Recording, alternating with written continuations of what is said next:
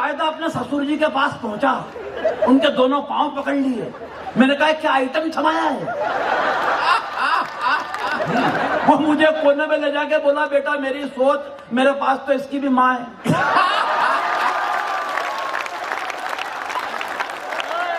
महिलाएं अपने पति को भगवान की तरह पूजती हैं, मगर मजाल कि उस भगवान को कोई दूसरा पूज ले। बहुत अच्छे भाई, कितनी दर्द। बहुत अच्छे गोविंद, आरती उतार देती है उसकी। सच बता रहा हूं, अभी पार्थ नवीन मेरे से पूछ रहा था, भाई साहब पत्नी इज्जत नहीं करती, क्या कारण है? मैंने कहा भाई पार्थ ये तो नहीं मालूम कि क्या कारण है, लेकिन ये बात तूने मुझसे पूछकर जो मुझे इज्जत दी है, मेरी 7 पीढ़ी तेरी शुक्रगुजार रहेगी। बोले भाई साहब क्या आपकी भी नहीं करती? मैंने जो जवाब दिया थोड़ा इंटरनेशनल जवाब है, बस यहां से दिमाग लगा के सोच लेना कि मैं क्या कहना चाहता हूं। बोले भाई साहब क्या आपकी भी नहीं करती?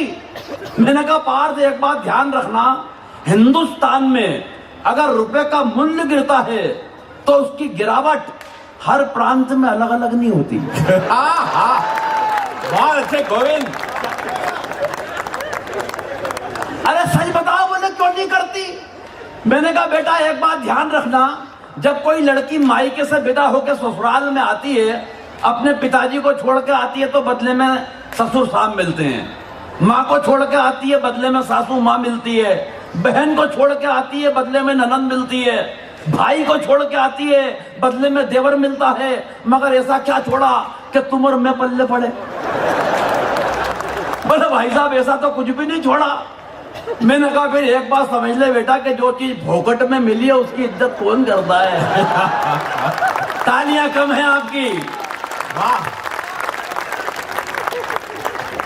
मैं तो सच बता रहा हूं भगवान की कसम, जब कोई पति पत्नी की कविताएं यहां से सुनाता है ना शैलेश भैया, इस पे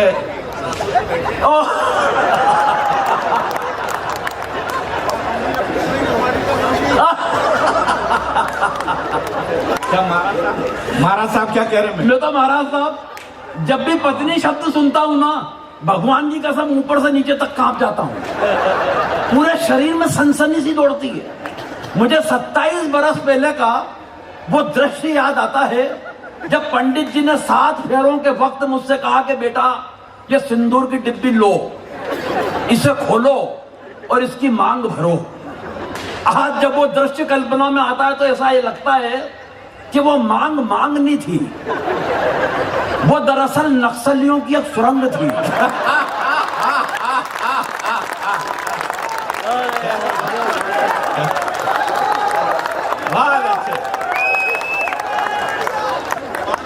और तालियां तो इस बात पे बजाना कि सुरंग भी वो वाली थी जिसमें मैंने अपने हाथों से बारूद बिछाई है।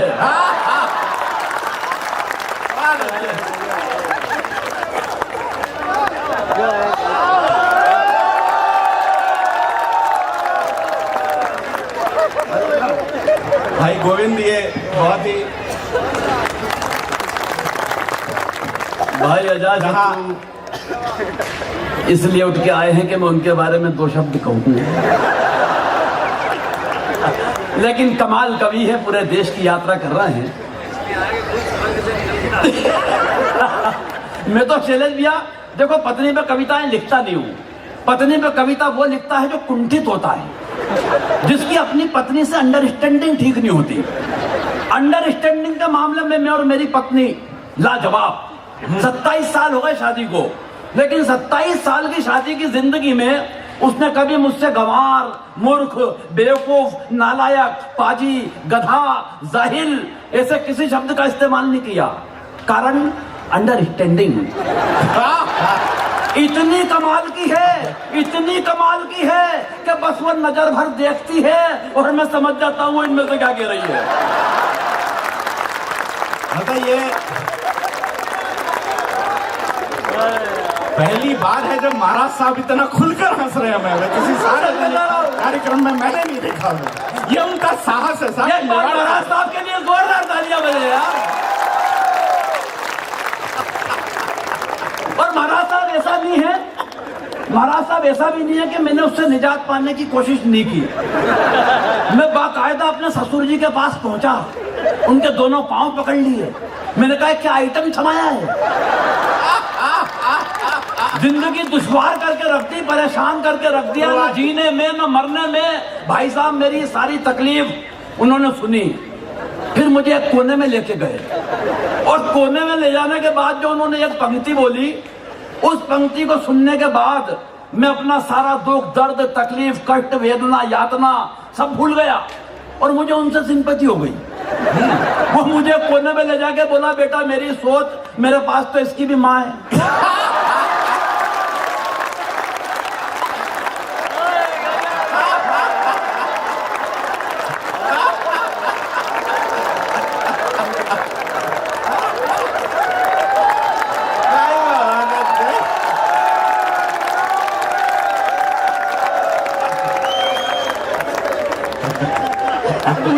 तू नीचे उतर, अगर उदयपुर से तू सही सलामत चला जाए।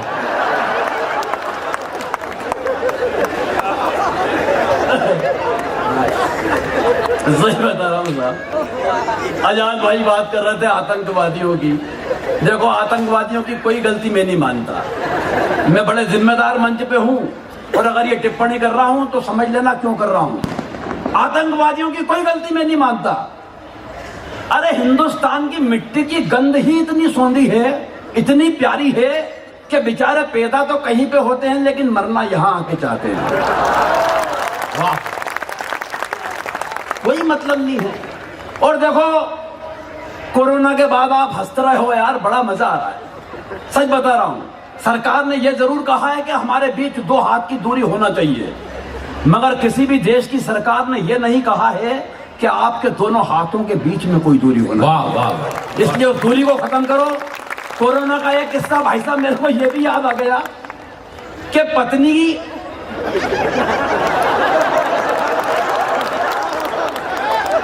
यार तुम्हारी हालत ये हो गई कि मारो कहीं लगे भाई। सही बता रहा हूं, मैंने पत्नी को आवाज लगाई, मैंने कहा ये संजय भैया बहुत बारीक बात बता रहा हूं। मैं बिल्कुल बिल्कुल। मैंने कहा ये टेबल पर 2 मास्क पड़े हुए हैं, लाल निशान लगे हुए, इसमें मेरा कौन सा है? पत्नी बोली क्या, सुनो जी वो जिसके अंदर अंदर लिपस्टिक के निशान नजर आ रहा है वो तो मेरा है।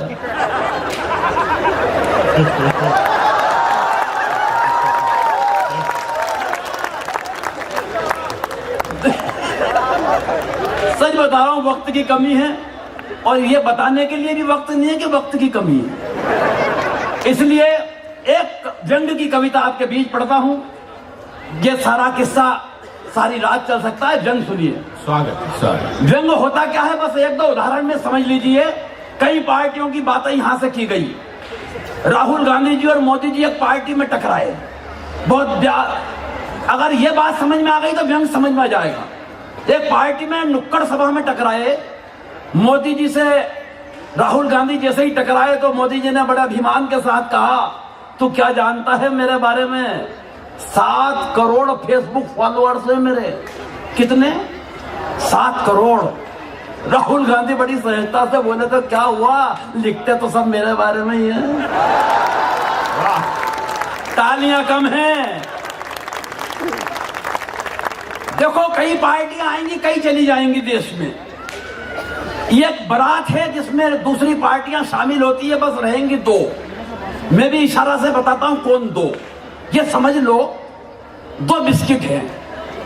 एक बिस्किट पुराना है जो आजादी के वक्त लॉन्च किया गया, पार्ले जी, यानी एक बिस्किट हो गई पुरानी पार्टी, जिस पर उसी टाइम एक पप्पू का फोटो भी बना दिया गया। और दूसरी पार्टी बाद में लॉन्च हुई, वो पार्टी अचानक बड़ी हो गई, मतलब वो समझ लो आप बिस्किट है मेरी गोल्ड। अब टिप्पणी पहुंच जाए तो गोविंद राठी को व्यंग के लिए शुरू करवाना। हमारी बदकिस्मती यह है साहब कि एक बिस्किट तो कप में जाता नहीं है और दूसरा चला जाए तो वापस लौट कर आता नहीं है। वाह, बस ये व्यंग है। अब सुनिए व्यंग कि एक दिन खुल गए शहर के भाग हमारे। एक मंत्री जी शमशान घाट के उद्घाटन के लिए पधारे। वाह। पकड़ लेना दूसरी पंक्ति। शमशान घाट के उद्घाटन के लिए पधारे, उद्घाटन की पहली रस्म पूरी कराई गई। एक जलते हुए मुर्दे को बुझाकर मंत्री जी के हाथ से अग्नि दिलाई गई। ये आग मैं जब तक भी लगा सकता हूं जब तक एक बार सब मिलके नहीं बजा लो। मैं मुर्दे को झुलस भी सकता हूं। एक जलते हुए मुर्दे को बुझाकर मंत्री जी के हाथ से अग्नि दिलाई गई। इस घटना से कम एक बात का तो पता चलता है कि आदमी का नसीब खराब हो तो वो मरने के बाद भी भुगतता है। वाह, मरने के बाद भी भुगतता है। पंडित जी ने कहा, श्रीमान कृपया क्या इस दिशा में आकर अग्नि दिखाएंगे? और एक पंक्ति उनको समर्पित करता हूं साहब, जिन्होंने इस देश में कविताओं की अलख जगाई, टीवी के माध्यम से जिन्होंने कई चैनलों पर कविता के लिए नए युवाओं को तैयार किया कि कविता क्या होती है। एक पंक्ति आदरणीय श्री रजिया को समर्पित कर रहा हूं। पंडित जी ने कहा, श्रीमान कृपया क्या इस दिशा में आकर अग्नि दिखाएंगे? मंत्री जी भन्ना कर बोले, आग कहां और कैसे लगानी है मुझे क्या आप समझाएंगे? ये बहुत अच्छी पंक्ति थी, इस पर तालियां कम बजी हैं आपकी। आग कहां और कैसे लगानी है ये क्या आप हमें समझाएंगे? अरे हम इस हिंदुस्तान की राजनीति को बरसों से झेल रहे हैं।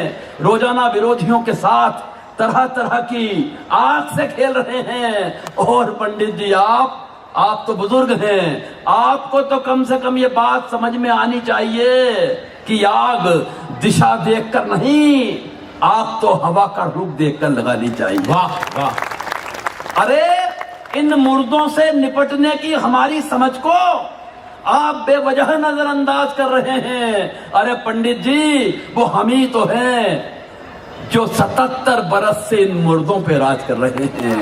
77 बरस से इन मुर्दों